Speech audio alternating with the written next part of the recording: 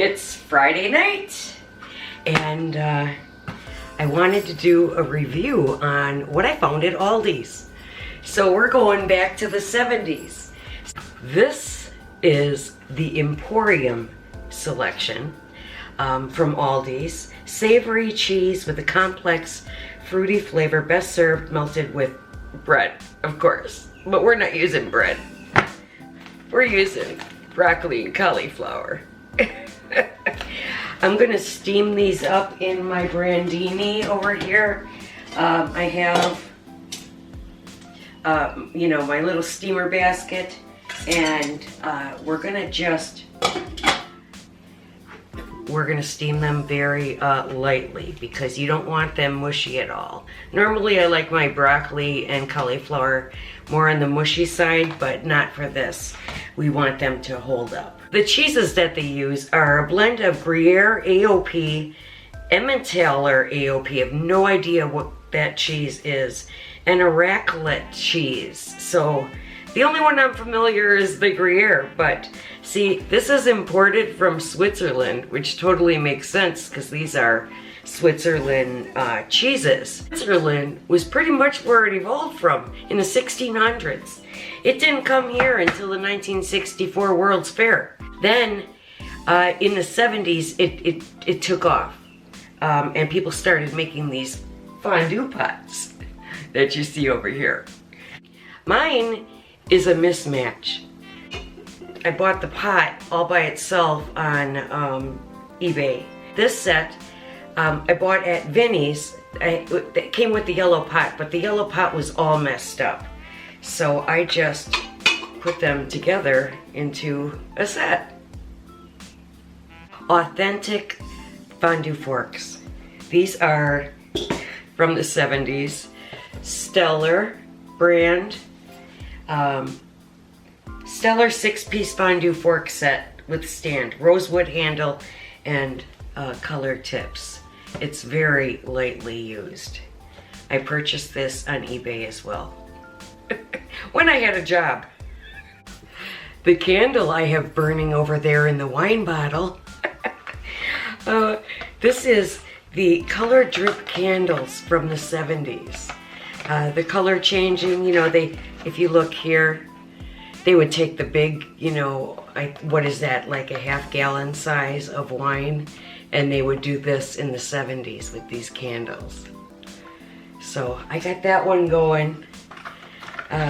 I'll show you what it looks like later. I'm gonna get the cauliflower and the broccoli steaming, and we will get started with the party. Back in a flash.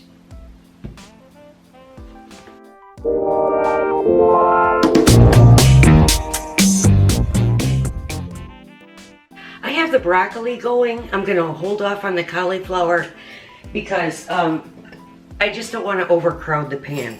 So I opened up the fondue cheese, and it's just like this. It's like one big block. I thought I was going to cut it up into chunks, but it's really not necessary. It just falls apart. It's just, well, I guess this is why it says keep refrigerated. I've had it out for a little while. Not too long, just probably about half an hour or so. So yeah, I'm good with that. I'm just gonna go and split it up in the pan. But first, I just want to tell you the ingredients, which are pretty darn good. And this was $2.99, but I did buy 2. So it has the 3 cheeses that I had mentioned. Then it has white wine vinegar, water, a little potato starch, cherry brandy. Then there are a couple phosphates in here for the emulsifier. Disodium phosphate and polyphosphates. Salt, guar gum is the stabilizer, and natural flavors. So, contains milk. But it is only 2 carbs. So, a serving is a 1/4 cup. So they're saying there's 7 servings in here. Yeah. No, it's not 7 servings in here. I'm gonna go ahead and plop this into the fondue pot. My broccoli and cauliflower is perfectly steamed. They're just great, nice and firm, al dente. Perfect. Honestly, this little sterno that came with that base of the fondue pot, it doesn't appear to have been ever used. It is marked Japan. So when I pull in here, this is like fiberglass and like a screen. This has never been lit. Since you really can't use today's sternos in a older fondue pot, I mean they have some today that are much higher, so they work. So I popped off the lid with a spoon, and then I didn't realize this was gonna come right out, but I just pulled out the entire wick.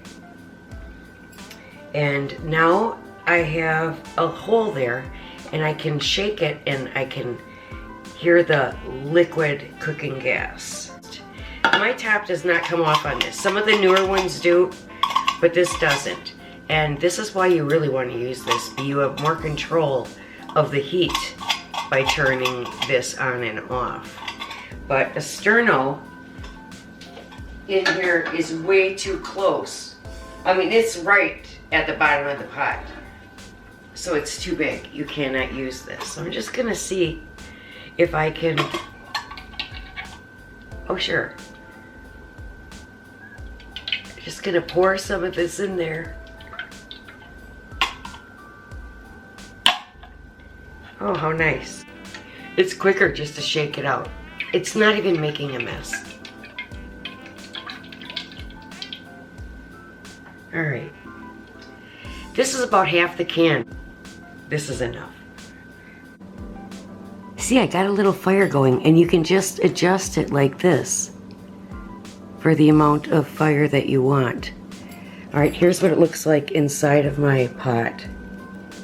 So I'm just gonna let that cook down. I do have another box, but I'm not sure that I'm gonna need to, I'm not sure that I need this much. I probably don't. This will probably go back into the refrigerator for another time. This is good until August 22nd, so I have all summer. It's been a few minutes, so let's just see what it looks like.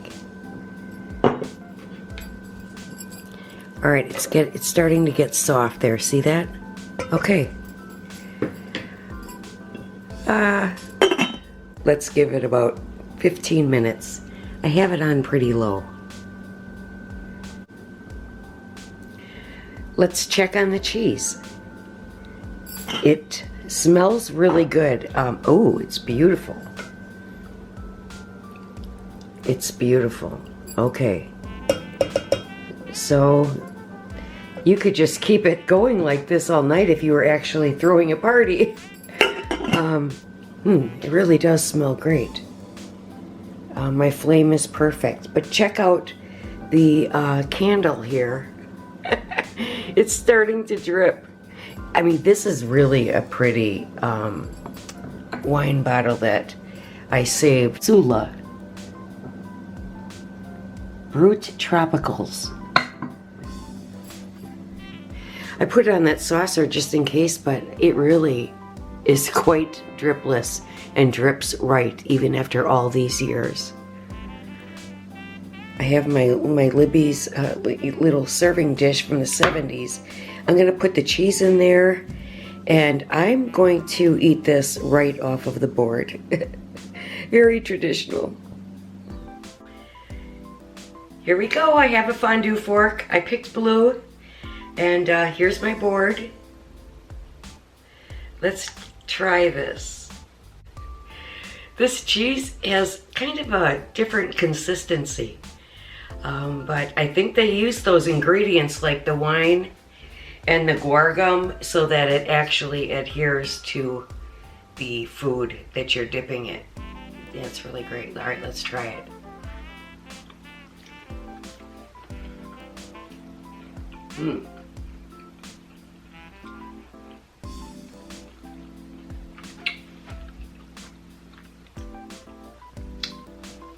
think this would be really good with maybe some beef, some brats, maybe even hot dogs would be really good for this. I think that like broccoli, I mean, is better with cheddar. I really do like this cheese. It's very different though. It's not like anything that I've really tasted. I mean, I do love Gruyere, but whatever that AOP cheese is, that's something I've never had. So this is the Switzerland cheese. If you don't have, you know, a fondue pot, you could very easily use the double boiler. So, yeah, I love this old thing. I mean, look at how loved this thing is. Yeah, it's all messed up. I bought it at a garage sale years ago. But I would buy it again. This is fabulous, but I don't need to buy it again because it's a lifetime, forever keeper. I may grab some other things from the refrigerator to dip this in. I'm off to watch a movie, and yeah, so I'm off to the couch. Thanks for coming by for another video, and we will see you next time.